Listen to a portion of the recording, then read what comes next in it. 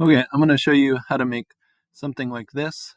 I call it a geometric landscape, but it does work on all kinds of images to make kind of a cool looking geometric thing. You could do circles, you could do triangles, or whatever works. So I'm going to start from the beginning, and I'm going to open up my original image. So I'm going to head to File, and I'm going to go to Open. I have it saved to my computer, and this is the photo I started with. And first thing I'm going to do is it's not quite level, so I'm going to make it level. I'm going to unlock my background, and I'm going to head to Edit and Free Transform.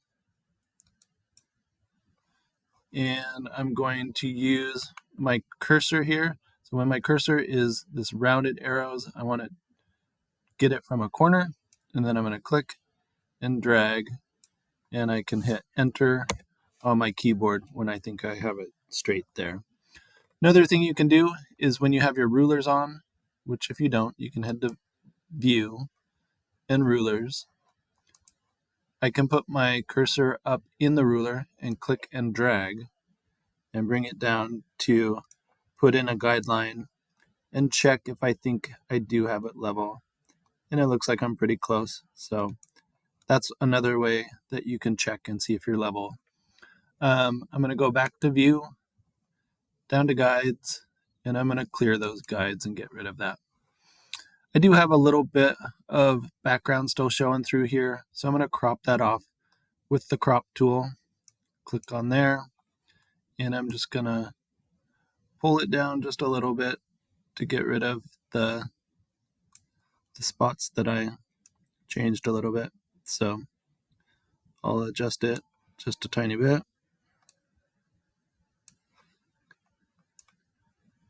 And then I'm going to hit Enter on my keyboard. And we cropped it. We got it straight now. Okay, we are going to make our circle on there. So yours might actually show up with the rectangle marquee over here. I'm going to click and hold down and get to the elliptical marquee tool. And I'm going to click and drag. And you can see you can make an oval if you want to. But I'm going to make a perfect circle by holding down Shift on my keyboard. And that's going to lock it in to make sure that it's a perfect circle. Okay, so that's about the size I want. I'm going to also use the arrow keys on my keyboard, and I can nudge things around just a little bit to get them exactly where I'm looking for. So something like that should work. The next step, I always just remember the keyboard shortcut. So it's Control J. I'm holding Control, then I'm hitting the letter J, and that took that selection that I had and it put it on a new layer. If we look over here in my layers and I turn off the visibility on the layer underneath, I can see I have two, and I just have the exact copy of the circle right on top. We're going to flip that circle upside down, going to Edit, and I'm going to use Free Transform. You could also use Control Plus. So Free Transform, and I'm going to wait for my cursor to change to the double rounded arrow there. Click and drag, and I'm also going to hold Shift. When you hold Shift, it's going to lock it into a perfect 90 degrees or a perfect 180. So there we go. Next, I'm also going to use the nudge keys. I'm going to use my arrows. You can see I have this line already in the line of this roof. So I'm going to have those line up. Just hitting the arrow keys, something like that. Okay, I'm going to hit Enter on my keyboard. There's Enter. And we are going to make it black and white next. So I'm going to head down in my layers, and I'm going to head to the Create a New Fill or Adjustment layer. And I'm going to do black and white. And it changes it. And it's going to affect everything that's underneath that adjustment that we made. I'm also going to add a little contrast to it. So same spot, new fill or adjustment layer. brightness and contrast. Then in my properties up here, I'm going to crank up the contrast and maybe the brightness a tiny bit. We can see that change by turning off and on the visibility on that adjustment. It's a good way to see if you improved it or not, or if you took it too far. I tend to do that quite a bit. Okay, next we are going to we're going to blur the edges around this circle, give it a little bit of a fade. So I need to make sure that I'm on that layer, and I'm going to add a layer mask. It's right down here. If you leave your cursor over the top, it says layer mask. So we'll click there, and it adds this other rectangle to my layer, and that's the section I want to be working in. Over here, I want black to be in front. You can switch it with the little arrows. Black is going to take it away. When white is in front, it will bring it back. So we have black in front. My paintbrush right now, let's see, paintbrush is the one we want to have. Look out, there is some other ones that look like the brush tool. We want just the brush tool. So I have a pretty big brush right now. If I want to change the size, I can do that up here. I am also going to lower this hardness level. I'm just going to put it at 0. And I'm going to get, I do want a really large size brush, so something way bigger than you think you would need. So mine's at 511. And I'm going to kind of go around the edges, and I'm going to slowly take it away. Mine's going really slow because my opacity was down, which is a good technique also, but I don't even have to be on the shape itself. I can be outside it because I have that low hardness level, and I'm just kind of blurring the edges just a little bit, which lowering the opacity on it is also a good technique. You can go a little more subtle if you want to. And if you take it too far and you think I took way too much away right here, just switch white to go in front and you can bring that part back. Good thing to remember, that's why you don't want to use the eraser tool. It's because it's a lot easier to bring pieces back when you use a layer mask in your paintbrush. Okay, that looks okay. We're going to call that good there. And next we are going to add kind of a glow to this shape. So I'm going to copy this layer. I'm going to duplicate it. So I'm right clicking and I'm going to duplicate the layer and say okay. So now I have 2 copies of it, and I want to work on the one that's on the bottom. And we are going to head up to Image and Adjustments, and I'm going to change the brightness and contrast on this one up here. And we're going to crank up the brightness, and we're going to call it good. Say okay. And now we're going to go to Filter, and we are going to do Blur and the Gaussian Blur.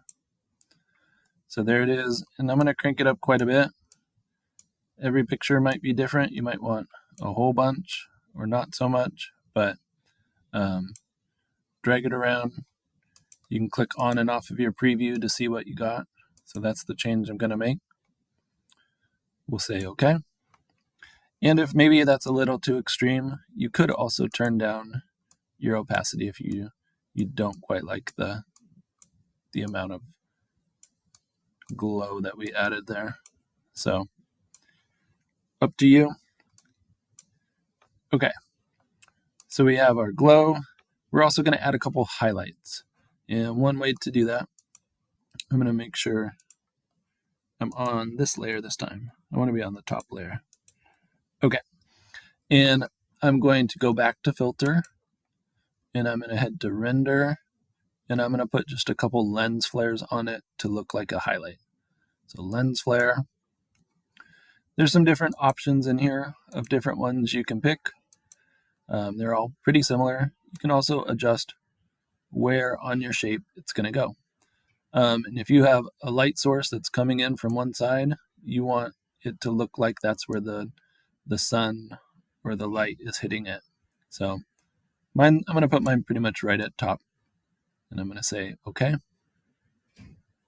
I also did lower the opacity on that, so you can change how strong it is. So lowering the opacity, the brightness level on it, and that might be a little bit too much. I think I'm gonna undo that, and I'm gonna go back and try it again. Filter, render, lens flare. Let's take that down a bit and say okay. So there's our little highlight. I'm going to put one more in just at the bottom. Render, lens flare. And this time it's going to be kind of down at the bottom here. And we'll say okay.